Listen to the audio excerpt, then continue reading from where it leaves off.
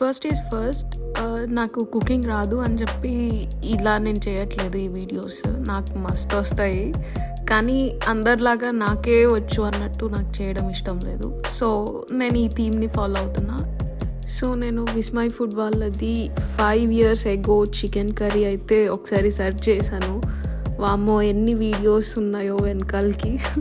So అక్కడ ఆ chicken curry find out చేశాక ఒకసారి ముందే ఈ వీడియో అయితే ప్రీ ప్లాన్డ్ వీడియోనే. సో ఒకసారి ఇంగ్రీడియంట్స్ లిస్ట్ చూద్దామని చెప్పి వీడియో మొత్తం చూసా. అండ్ ఫైన్ అన్నీ ఇంట్లో ఉన్నవే, కానీ కొన్ని లేవు.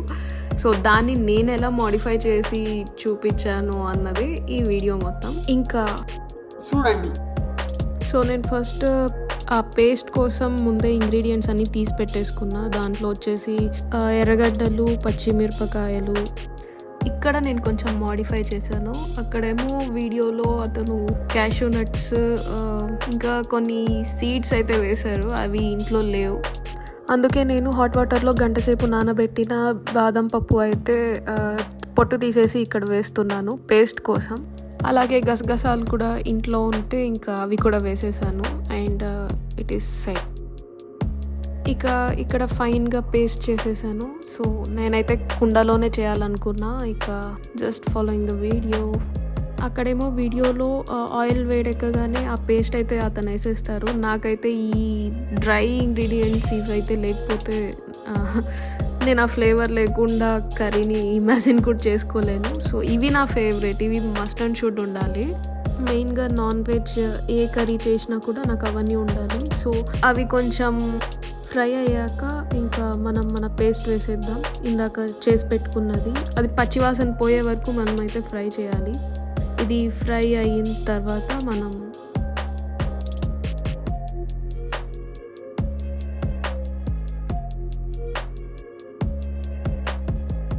అల్లం వెల్లుల్లి పేస్ట్ వేస్తాం. ఇది కూడా పచ్చివాసన పోయే వరకు మంచిగా ఫ్రై చేయాలి. అది బాగా ఫ్రై అయిన తర్వాత ఇప్పుడు టమాటో ప్యూరీ అతను వేశారు. సో మనం కూడా అదే ఫాలో అవుదాం. ఇక ఇవి రెండు ఫ్రై అవ్వడానికి కొంచెం టైం పడుతుంది. ఇంకా తర్వాత ఉప్పు, కొంచెం పసుపు ఇప్పుడైతే వేసేస్తాం.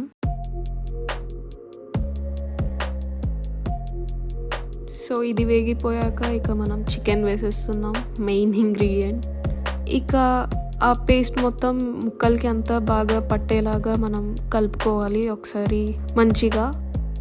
వేగిపోయిన తర్వాత 2 స్పూన్ల ధనియాల పొడి, తర్వాత గరం మసాలా,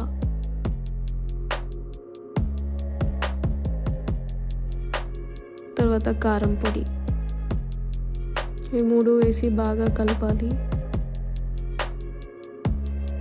అది ఆయిల్లో కొంచెం ఫ్రై అయితే అవ్వాలి. ఆ తర్వాత ఇంకా మనం వాటర్ వేసేసుకోవాలి. ఇదంతా ఈ ప్రాసెస్ అయితే విస్మయ్ ఫుడ్లో ఉన్నట్టుగానే చేస్తున్నాం.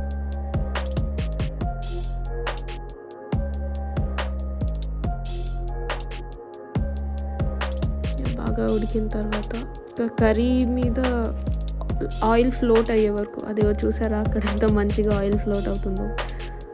కొంచెమే కొత్తిమీర ఉండింది, థ్యాంక్స్ మా అదన్న ఉంచినందుకు ఇంట్లో.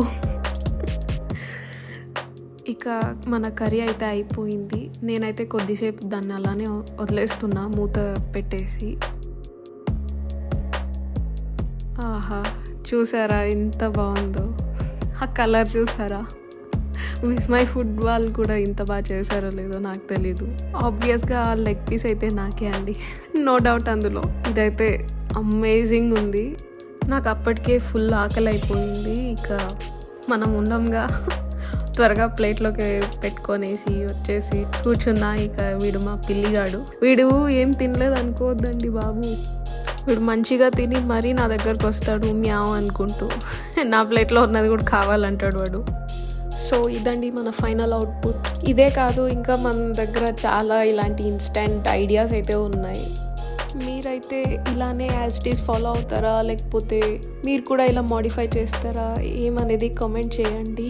ఇంతవరకు చూసారంటే దయచేసి ఆ సబ్స్క్రైబ్ ఒకటి చేసుకోవచ్చు కదా. అలాగే లైక్ చేసి సపోర్ట్ చేయండి ప్లీజ్.